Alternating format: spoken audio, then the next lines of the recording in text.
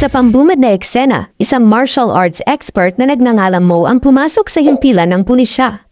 Ang kanyang mukha ay puno ng mga sugat at hiwa na ikinagulat ng mga opisyal. Nang tanungin kung ano ang nangyari, ang sagot niya ay may napatay siya.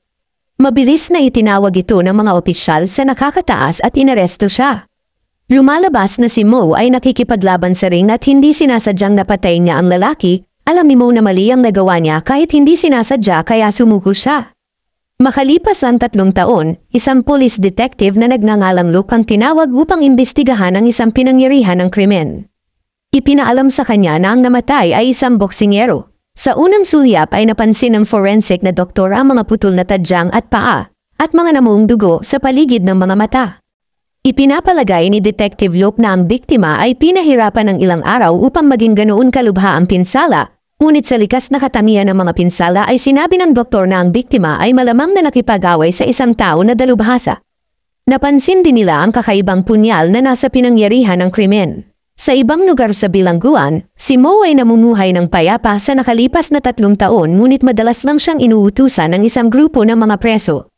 Sa kanyang husay ay makakaya niya silang turuan ng leksyon ngunit mas pinili niyang umiwas sa anumang uri ng pagtatalo. Ang balita ng pagpatay ay umabot sa telebisyon at nakuha ang atensyon ni Mo. Siya ay nanonood at nabigla na parang may alam siya tungkol sa pangyayari. Pagkatapos ay agad siyang tumakbo sa gwardya at hiniling na tawagin ang detective na si Luke, ngunit mapanuya na nagtanong ang gwardya kung ano pa ang gusto niyang makuha. Sinusubukan na ipaliwanag ni Mo na may alam siya tungkol sa kamakailang kaso ng pagpatay ngunit hindi siya nito pinansin. Kasunod nito ay nakipag-away siya sa isang grupo ng mga bilanggo. Nagawa ng pinuno ng grupo na paluin siya ng bakal sa ulo ngunit naiwasan niya ang pangalawang pag-atake at binali ang magkabilang braso nito. Ngayon ay napapaligiran na sila ng mga pulis na dinala sila sa kanilang kustodiya. Alam ng warden ng bilangguan na hindi talaga marahas si Mo. Kaya naman tinawag niya ang detective na si Luke at nagayos ng pagpupulong sa pagitan nila. Sa wakas ay nagkita sila ni Mo at sinabi niyang ang namatay ay ang dati niyang kaibigan na minsan niyang nilabanan at natalo. Sa likas na katangian ng pagpatay, sigurado si Mo na ang pumatay ay malapit na muling pumatay ng iba pa. Hindi ito naghahanap ng paghihiganti o pera. Gusto lang nitong makipaglaban sa pinakamahusay na kung fu fighter ng patas. Nang tanungin kung paano siya naging sigurado, nabigo si Mo na magbigay ng tiyak na sagot ngunit sinabi niya na kung papalayain nila siya ay matutunuman niya silang mahanap ang pumatay. Ipinapalagay ng mga detective na gumagawa lang siya ng mga rason upang makalabas sa bilangguan, ngunit nang malapit na silang umalis ay binigkas ni Mo ang 7 pangalan at ipinahayag na isa sa kanila ang susunod na biktima.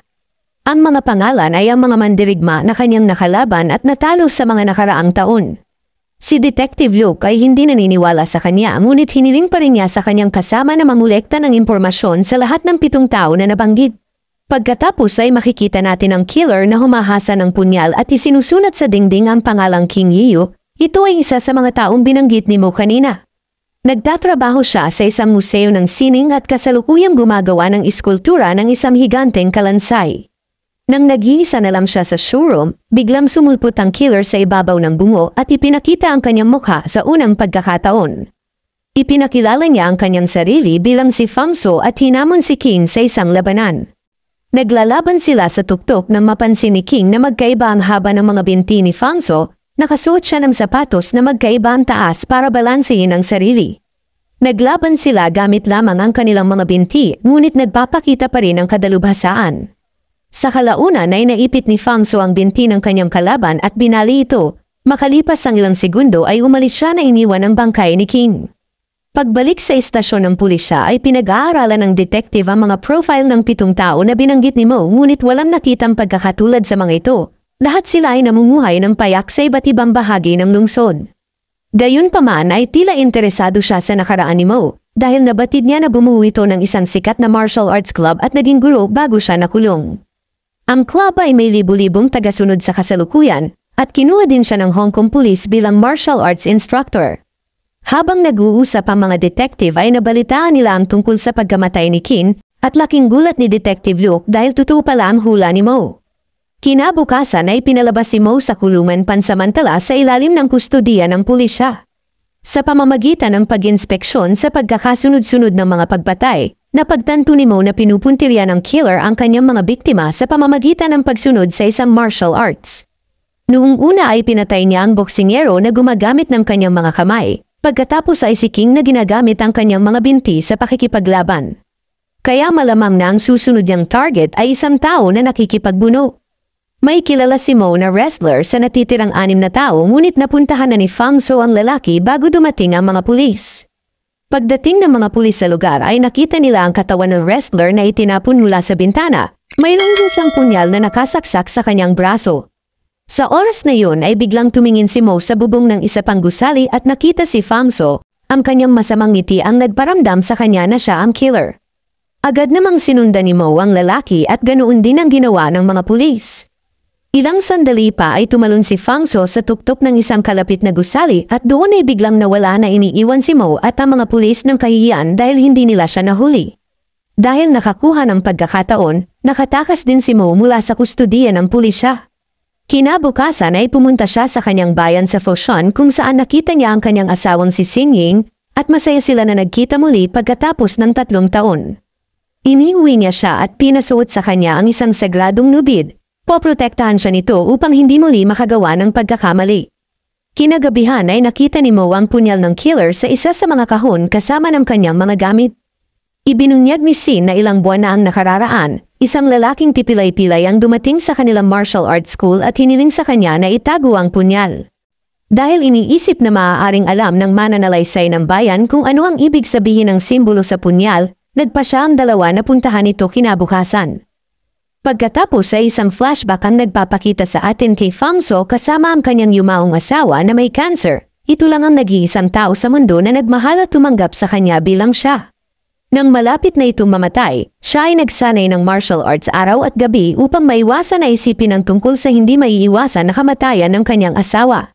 Sa kasalukuyan, pumunta sina Mo at Sin sa mananalaysay upang malaman ang higit pa tungkol sa punyal. Dito ay inihayag na ang simbolo nito ay tinatawag na Eve Swallow. Sa panahon ng pamumuno ng dinastiyang Qin, ibinibigay ito sa tao na natalo sa isang laban sa martial arts. Pinag-uusapan ng mag-asawa ang tungkol kay Fang So nang marinig sila ng isang lalaki sa malapit at sinabing kilala niya siya. Sinabi niya na ilang taon na ang nakalilipas, tumira si Fang So kasama ang kanyang asawang may kanser sa isang kalapit na bayan. Si Fang So ay ipinanganak na may kapansanan, mas maikli ang isang paa niya kaysa sa isa. Gayunpaman, nagawa niyang makabisado ang mga diskarte sa martial arts na may sipag at dedikasyon. Kasunod nito ay tinawagan ni Mo ang detective na si Luke na nagsasabi na mayroon siyang nakuhang impormasyon. Agad na dumiretso ang mga pulis sa bayan upang puntahan siya at pumunta sa bayan ng killer. Dumating sila sa bahay ni Fang So ngunit nakita nilang wala na siya doon. Sinabi ng may-ari ng bahay na hindi niya nakita si Fang So na gumawa ng kahit ano maliban sa pag-iensayo. Nilalagyan din niya ng asin ang kanyang mukha hanggang sa magdugo para kumapal ang balat niya at mas tumagal sa pambubugbog. Pagkatapos ay nakita ng mga pulis ang nakasulat sa dingding na nagsasabing nawala sa kanyang buhay ang lahat. At na yun ang tanging motibo niya ay makipaglaban sa pinakamahusay na martial artist at maging pinakamagaling. Iyon ang dahilan kung bakit pinapatay niya ang ilan sa mga pinakamahusay na mandirigma at planong pumatay.